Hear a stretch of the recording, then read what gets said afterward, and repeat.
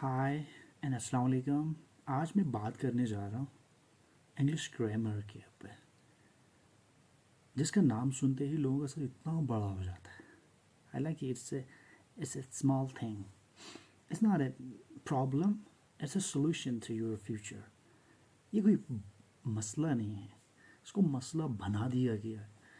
इसको जिन बनाया है कुछ लोगों ने, ताकि दूसरे लोग ज़बान नहीं सीखें, ताकि दूसरे लोग ये समझे कि ये बहुत मुश्किल है तो हमसे नहीं होगा। तो आइए जानते हैं कि इंग्लिश ग्रामर में क्या क्या चीज़ें हैं। इंग्लिश ग्रामर स्टार्ट होता है आपके वर्ड्स से। वर्ड्स, अल्फाज।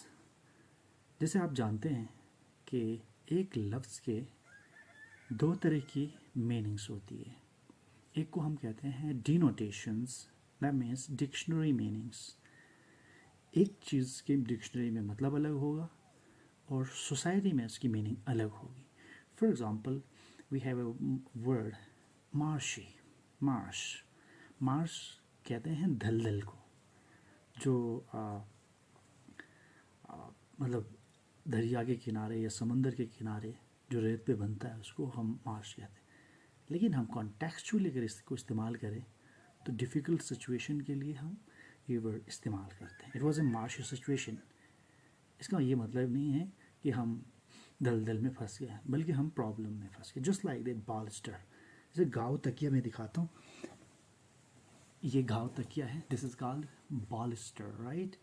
अब president vow to bolster the economy, इसका मतलब है कि प्राइम मिनिस्टर गाँव तकिया तकसीम करने नहीं जा रहा है, बल्कि सपोर्ट करने जा रहे हैं इकॉनमी को, राइट, उस सेंस में। ये बात आप समझ लें। इसके बाद आ जाएं सेंटेंस कैसे बनता है, what is the structure of sentence, right. Subject, verb, object, right. एक बेसिक सेंटेंस, जो छोटे से छोटा सेंटेंस, जैसे कहते हैं अंग्रेज़ी में वेरी सिंपल सेंटेंस। तो सिंपल सेंटेंस से लेके फिर कम्प्लेक्स आता है, फिर कंपाउंड आता है। ये सेंटेंस की किस्में हैं, हम इंशाल्लाह अलग से पढ़ेंगे, फिर वीडियो काफ़ी लंबी हो जाएगी। इसके बाद आपके पार्ट्स ऑफ स्पीच आ जाते हैं। पार्ट्स ऑफ स्पीच में ये है कि आपका सबसे पहले आपको जानना होगा कि आर्टिकल किस तरह काम करते हैं, डेफिनेट आर्टिकल और इनडेफिनेट आर्टिकल्स। फिर उसके बाद देखना होगा कि नाउन किस तरह काम कर रहा है।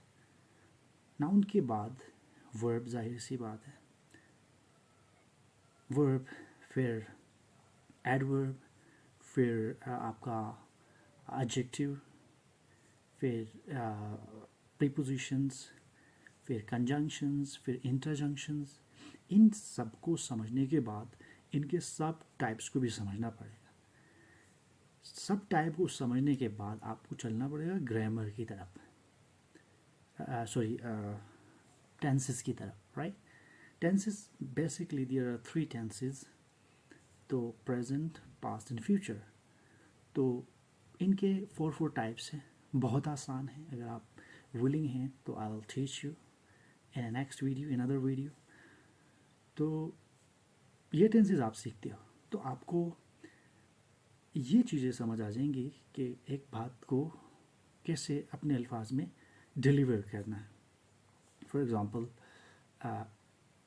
आपको कोई डायरेक्ट बात बता दिया जाता है तो आप उसको इनडायरेक्ट में कैसे कन्वर्ट करेंगे, ये आप सीखेंगे।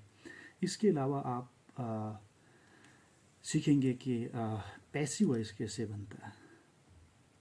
Passive voice is also very easy.